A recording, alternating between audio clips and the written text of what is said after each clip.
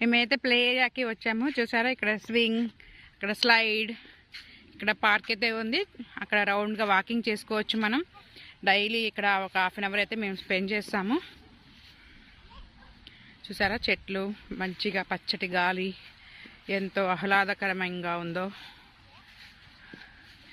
వీటిని గూస్ అంటారు. పాపం ఇవి కూడా ఎంజాయ్ చేయడానికి వస్తున్నాయి ఇక్కడికి. చూసారా, ఇది ఏమో మా బాబు ప్లే ఏరియా.